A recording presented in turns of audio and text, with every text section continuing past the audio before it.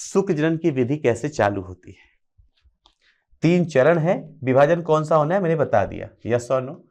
शुक्र जनन की विधि,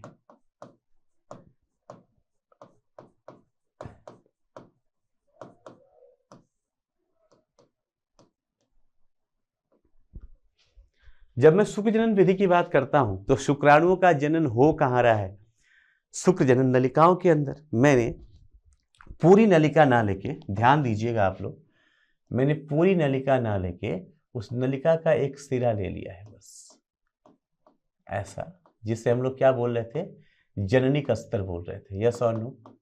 घनाकार कोशिकाओं का, और यहीं पे एक छोटा सा स्तंभाकार।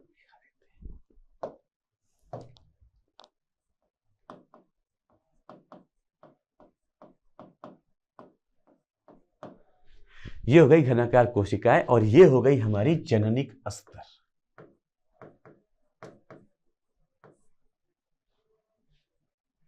जननिक अध्यावरण, जर्माइनल एपिथेलियम। क्लियर बच्चे। इसमें 2 प्रकार की कोशिकाएं, इसी में से एक कोशिका को हमने क्या बोला, शुक्रजनक कोशिकाएं। ये जो कोशिकाएं हैं इनको आपने क्या बोला है पहले ही, शुक्र जनक कोशिकाएं। ध्यान से देखिएगा और समझिएगा क्या हो रहा है। शुक्र जनक कोशिकाएं हैं, यानी आपने इन्हें बोला है स्पर्मेटोगोनिया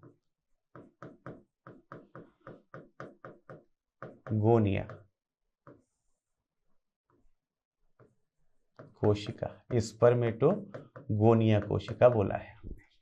स्पष्ट है बच्चे। और ये जो स्पर्मेटोगोनिया कोशिका है, मानव शरीर की सभी कोशिकाएं कैसी है, 2n है, तो ये भी कैसी होगी, 2n होगी, द्विगुणित होगी। हाँ ना देना फटाफट, कैसी होगी बच्चे, 2n होगी, द्विगुणित होगी। स्पष्ट है। यहां पे कोशिका विभाजन के हमने कुछ चरणों की भी बात की कि कोशिका विभाजन कितने चरण में होगा। हमेशा शुक्र जनन के समय में जो चरण होंगे, युग्मक जनन में जो समय चरण होंगे वो 3 ही होंगे, एक गुणन अवस्था, दूसरा वृद्धि अवस्था और तीसरा विभाजन अवस्था। यहां पे भी यही दिखने वाला है। शुक्र जनन कोशिकाएं,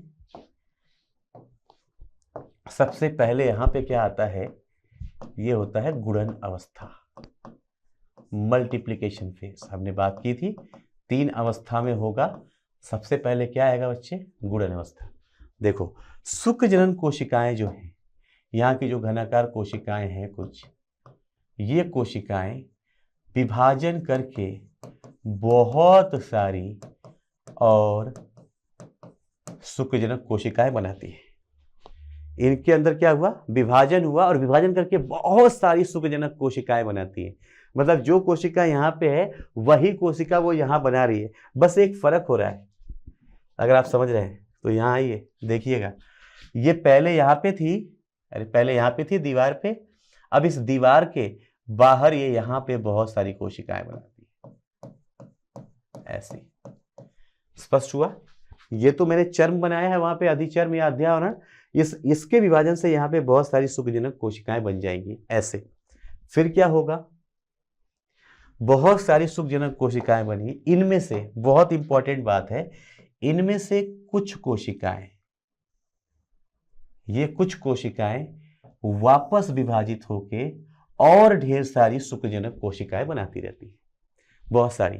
आपको एक बहुत बहुत इंपॉर्टेंट, बहुत महत्वपूर्ण डिफरेंस बताता हूं, अंतर बताता हूं मादा के युग्मक जनन में और नर के युग्मक जनन में। एक बहुत बहुत महत्वपूर्ण अंतर, नर का जो युग्मक है बेटा, नर का युग्म, मानव के अंदर जो शुक्राणु जनन की अवस्था है वो उसकी किशोरावस्था से शुरू होती है। बाल्यावस्था में उसके अंदर कुछ नहीं हो रहा, उसका शरीर की वृद्धि हो रही है, ग्रोथ फेज चल रहा है, यस और नो। और 12, 13, 14 साल की उम्र में जब उसके अंदर टेस्टोस्टेरोन का लेवल बढ़ जाता है, किसका लेवल बढ़ जाता है, टेस्टोस्टेरोन का लेवल बढ़ जाता है। तो टेस्टोस्टेरोन का लेवल बढ़ने की वजह से जब उसकी शरीर विकसित हो जाती है तो उसके ब्रेन से मैसेज जाता है कि भैया तुम बड़े हो गए हो, अब तुम्हारे अंदर सेक्स हार्मोन्स का स्रावण हो सकता है। उसके अंदर जैसे ही यौन हार्मोन स्रावित होना शुरू होते हैं, उसके अंदर टेस्टोस्टेरोन के सिक्रीशन की वजह से, टेस्टोस्टेरोन की वजह से ये कोशिकाएं, जो शुक्रजनन कोशिकाएं हैं, ये विभाजित होकर अपना नंबर बढ़ाती रहती हैं। ध्यान से देखना, इन्होंने विभाजित करके कुछ बनाया, गुणन हुआ, मल्टीप्लाई हुए, नंबर बढ़े, अरे 3 थे 300 हो गए, समझ में आ रहा है? 3 से क्या हो गए? 300 हो गए। उनमें से भी कुछ कोशिकाएं फिर विभाजित होंगी, उन 300 से और विभाजन होगा, 3000 कोशिकाएं होंगी। आ रहा है समझ में? कुछ कोशिकाएं विभाजित होती रहती है, तो यहाँ पे नंबर क्या होता है? शुक्रजनन कोशिकाओं का बढ़ता रहता है। क्या होता रहता है? बढ़ता रहता है। ये क्या है? अभी भी ये स्पर्मेटोगोनिया ही है।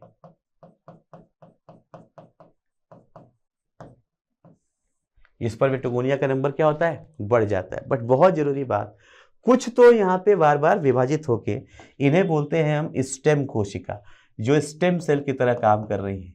ये वापस विभाजित होके और ऐसी कोशिकाएं बनाती रहेंगी, और ये तब तक बनता रहेगा जब तक एक कोशिका भी बची रहेगी। और यही रीजन है, यही कारण है कि मानव के अंदर जो शुक्राणु का बनना शुरू होता है 13-14 साल से, वो एक बार शुरू होने के बाद जीवन भर बनता रहता है मानव के अंदर शुक्राणु। क्यों? क्योंकि मानव के अंदर स्टेम सेल है, ये बनेंगे, फिर इनसे कोशिका आएगी, फिर वो विभाजित होंगे, फिर वो विभाजित होंगे, ये पूरा चक्र चलता रहता है। इसलिए ह्यूमन में, मानव में, नर के अंदर शुक्राणु बनने की प्रक्रिया जीवन भर चलती रहती है एक बार शुरू होने के बाद। मादा में बताऊंगा। वैसे आप लोग जानते हैं कि मानव मादा के अंदर आर्तव चक्र चलता है, माहवारी की साइकिल चलती है, और जो माहवारी मासिक चक्र चलता है, उस माहवारी में उनके ब्लीडिंग, उनके रक्त का स्राव होता है, ऋतुस्राव बोलते हैं, रक्त स्राव होता है। उस रक्त स्राव से, एक रक्त स्राव से लेकर दूसरे रक्त स्राव के बीच का समय कहा जाता है मासिक धर्म या मासिक चक्र। मादा में पढ़ेंगे डिटेल में। और एक मासिक चक्र में एक अंड कोशिका बनती है। मादा के अंदर अंड कोशिकाओं की संख्या हमेशा सीमित होती है, यह सिखाना है आपको। मादा युग्मक जनन में अंड कोशिकाओं की संख्या हमेशा सीमित होती है, नर युग्मक जनन में असीमित होती है, क्योंकि इनमें ही स्पर्मेटोगोनिया की कुछ कोशिकाएं क्या करती हैं? स्टेम सेल की तरह काम करके ये नंबर बढ़ाती रहती है। तभी तो इसे लिखा मैंने गुणन अवस्था, वो नंबर कई बार बढ़ाती रहेंगी। स्पष्ट है? कुछ कोशिकाएं यहां आ गई, कुछ कोशिकाओं ने क्या किया, ये देखो,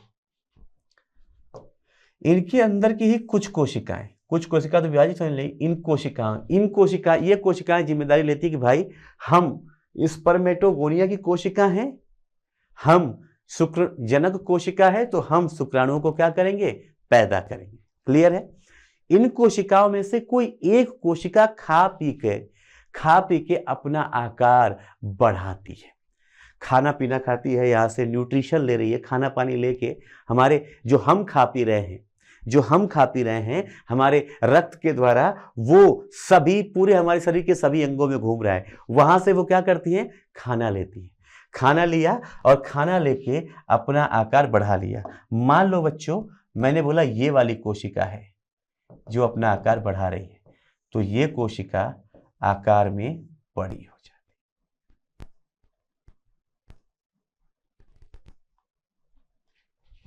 है। ये अवस्था दूसरी अवस्था है जहां पे क्या हो रही है?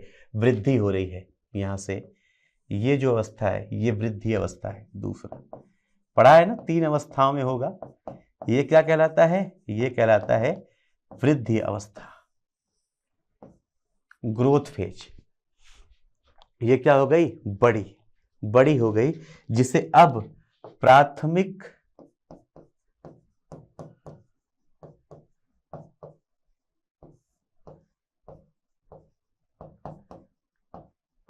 शुक्रजनक कोशिका कहते हैं, प्राइमरी स्पर्मेटोसाइट।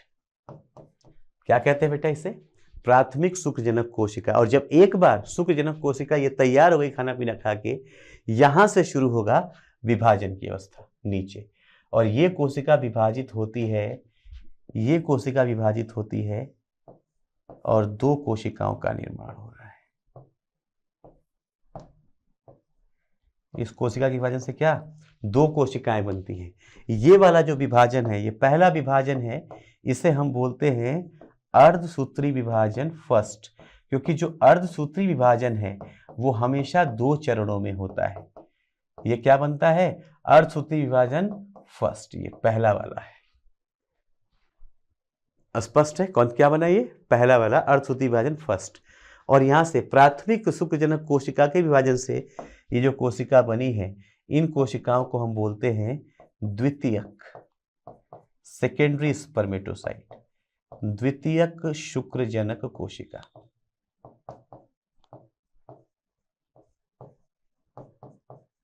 ये क्या कहलाती हैं, द्वितीयक शुक्रजनक कोशिका।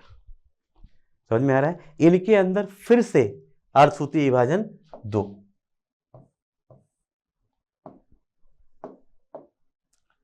फिर से विभाजन, और ये वाला जो विभाजन है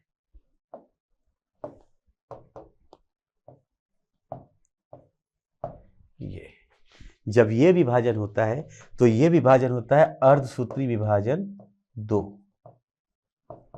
वैसे भी हमने पढ़ा है 2 पार्ट में विभाजन हो रहा है, यस और नो। ये क्या हो गया, अर्धसूत्री विभाजन दूसरी अवस्था, ये प्राथमिक ये द्वितीयक, 2 बार विभाजन होता है यहां पर, 2 बार विभाजन, और इसीलिए ये जो अवस्था है इसे हम बोलते हैं विभाजन अवस्था।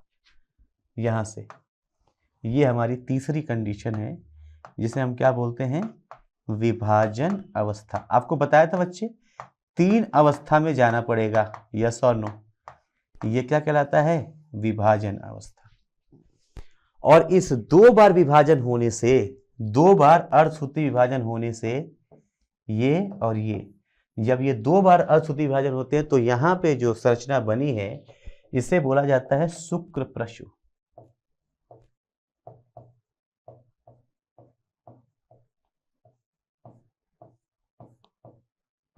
इसे क्या बोला जाता है, शुक्र प्रसु। यानी यहां से जो संरचना बनी है वो शुक्राणु नहीं बनी है बच्चे, ये हमेशा ध्यान देना है। यहां से क्या बना है, शुक्र प्रसु बना है, यस और नो। यहां से क्या बना है, ये शुक्र प्रसु बना है, अभी शुक्राणु नहीं बना है। इन शुक्राणु कैसे बनेंगे, देखो इन शुक्र प्रसु कोशिकाओं के अंदर, ये जो शुक्र प्रसु कोशिकाएं बनाया है वो कैसे है, वो गोलाकार कोशिकाएं। कैसी है बेटा, गोलाकार कोशिकाएं बनती है, जिन्हें हम क्या कह रहे हैं, शुक्र प्रसु बोलते हैं। इन गोलाकार कोशिकाओं के अंदर संरचनात्मक परिवर्तन होता है। क्या होता है, अब इनमें, इनके अंदर क्या होगा, संरचनात्मक परिवर्तन।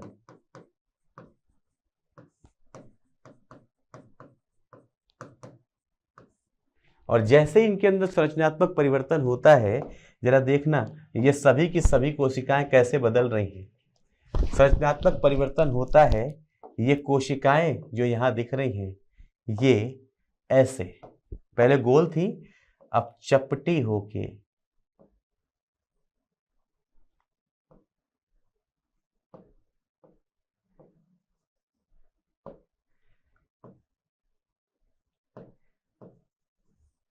ये थोड़े चपटे हो गए। दिख रहा है आपको, गोल से क्या हो गए, चपटे हो गए, थोड़े नुकीले हो गए, और इस तरीके से एक पुच्छल संरचना बनाते हैं। क्या बनाते हैं, एक पुच्छल संरचना बनाते हैं। इसलिए यहां पे हम लिखते हैं कि संरचनात्मक परिवर्तन से क्या बना, ये जो गोलाकार कोशिकाएं थी वो चपटे, कोनी मतलब थोड़े से कोनिकल, कोन लाइक, चपटे, कोनी व पुच्छी संरचना में परिवर्तित हो जाते हैं, पुच्छी कोशिकाओं में बदल जाते हैं। आया बच्चे, इनको, ये जो संरचना है इस संरचना को हम बोलते हैं शुक्राणु। ये संरचना क्या है, इसे हम बोलते हैं शुक्राणु। और ये जो परिवर्तन हो रहा है, ये जो संरचनात्मक परिवर्तन हो रहा है, इस संरचनात्मक परिवर्तन को बोला जाता है जेनेसिस। क्या बोला जाता है, स्पर्मियोजेनेसिस। ये जो संरचनात्मक परिवर्तन होता है इसे क्या बोलते हैं, स्पर्मियोजेनेसिस बोलते हैं बेटा।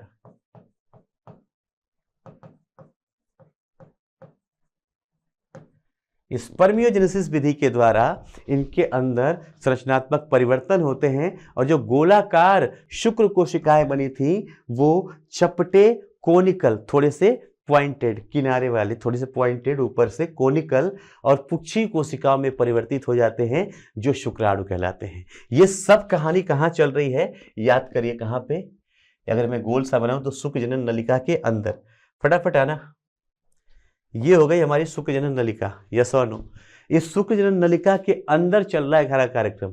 यानी ये जो कोशिकाएं ये मैंने बनाया है, इसको हटा रहा हूं और आप बस देखना कि क्या हो रहा है। ये कोशिकाएं यहां बन रही ऐसी, यहां पे बन रही है। हमने क्या बनाया है बच्चे, यहां पे ध्यान देना, यहां पे हमने बना रखा है पोषक कोशिकाएं, सर्टोली सेल्स। ध्यान से देख लो, एक दो जगह बता देता हूं बस। ये जो सर्टोली सेल्स हैं, ये सर्टोली सेल का नाम पोषक कोशिकाएं इसीलिए है कि ये जो शुक्राणु यहाँ पे बने हैं, जो देख रहे हैं आप, जिनका फूला हुआ सर है कोनिकल सा और नीचे एक लंबी पूंछ है, इन कोशिकाओं का जो सर वाला हिस्सा है वो इसके अंदर घुस जाता है। शुक्राणुओं का जो फूला हुआ सिर वाला हिस्सा है वो इस पोषक कोशिका के अंदर, सर्टोली कोशिका के अंदर घुस जाता है और इस सर्टोली कोशिका से ये क्या लेता है? पोषण लेता है। क्या करता है बच्चे? सर्टोली कोशिका से पोषण लेता है। तो अब दो कोशिका वहां पे बताया था, एक सर्टोली कोशिका और एक लेडिक सेल, यस और नो? लिख देता हूं, बने हुए नवजात शुक्राणु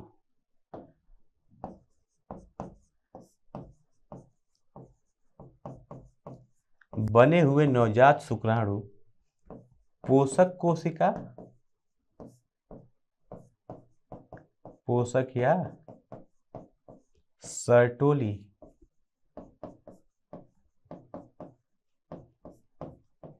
सर्टोली कोशिका से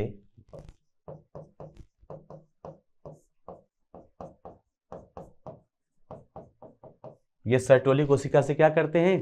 पोषण लेते हैं। सर्टोली कोशिका के पोषण लेते हैं। पोषण लेने के लिए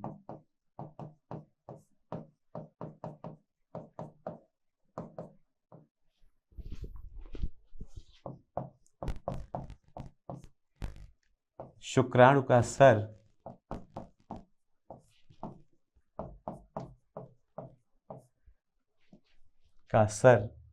हेड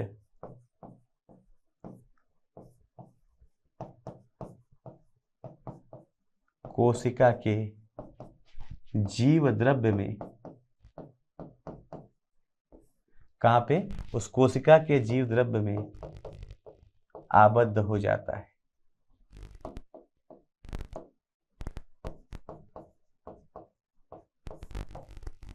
प्रवेश कर जाता है। क्या करता है? उसके जीव द्रव्य में प्रवेश कर जाता है। पहली चीज, यहां पे पोषण ले रहा है। और एक चीज आपको और बताना है, लीडिंग कोशिका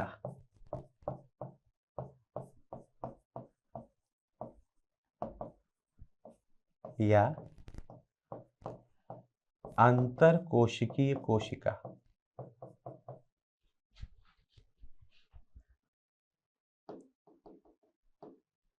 या अंतर नलिका, इंटरस्टिशियल अंतर नलिका कोशिका, जो नलिकाओं के बीच में कोशिका पाई जा रही है, जिसे हम लोग क्या बोल रहे हैं? लीडिक सेल। मानव नहीं, नर जनन हार्मोन का स्रावण करता है। इसका काम क्या है? नर जनन हार्मोन का स्रावण करता है। जो नर जनन हार्मोन कौन होता है?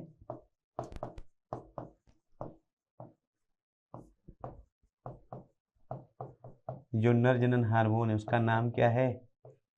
एंड्रोजन।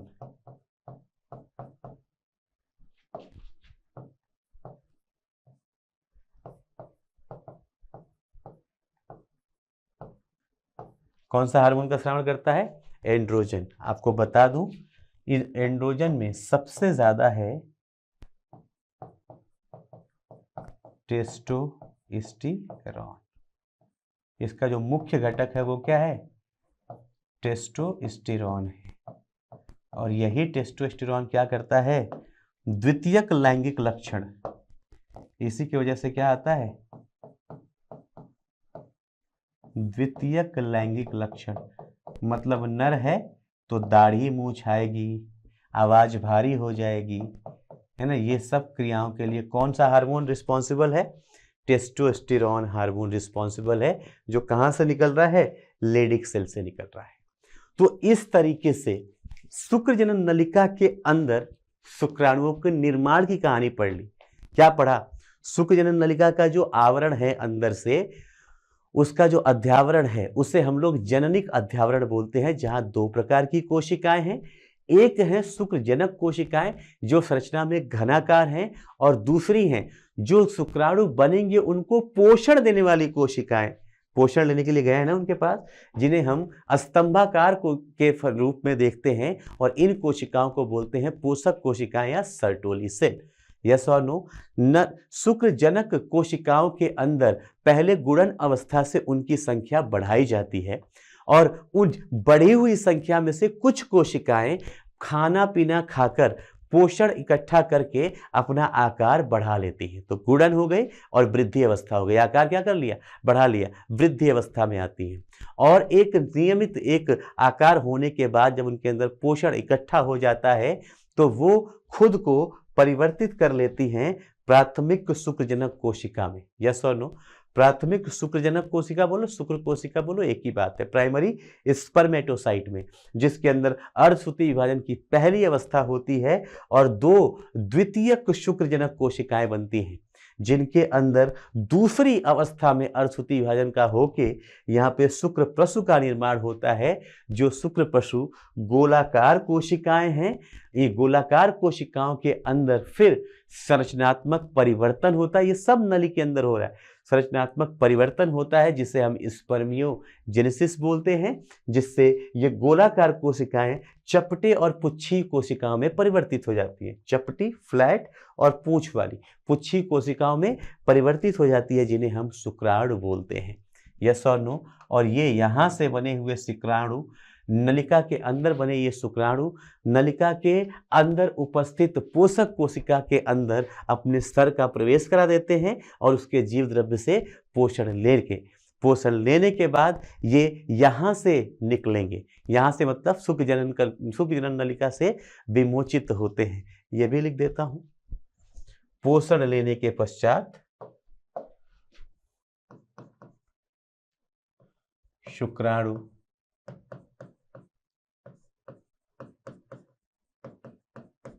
पोषण लेने के पश्चात शुक्राणु पोषण लेने के पश्चात वृषण से विमोचित होते हैं,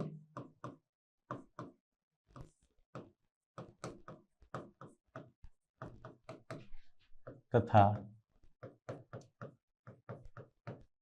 द्वितीयक या हम बोल सकते हैं क्या, सहायक जननांगों की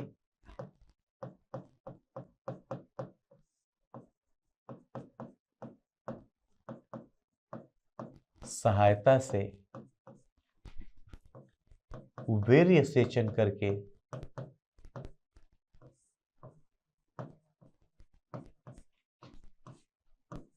मादा योनि में विमोचित कर दिए जाते हैं। मादा की योनि में क्या कर देंगे? विमोचित कर दिए जाते हैं।